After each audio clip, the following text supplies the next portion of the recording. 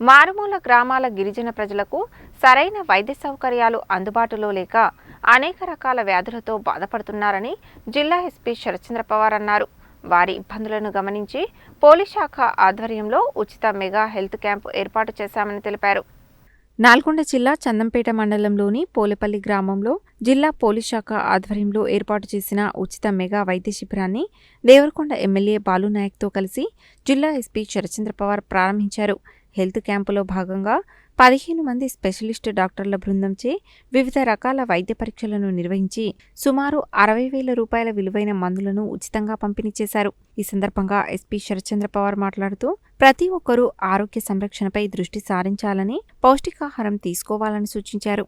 ఉచిత వైద్య శిబిరానికి హాజరై ప్రజలకు వైద్య పరీక్షలు నిర్వహించిన వైద్యుల బృందానికి కృతజ్ఞతలు తెలిపారు. ఈ కార్యక్రమంలో ఏఎస్పీ మౌనిక, డిండి సిఐ సురేష్, చందంపేట ఎస్ఐ సతీష్ తదితరులు పాల్గొన్నారు.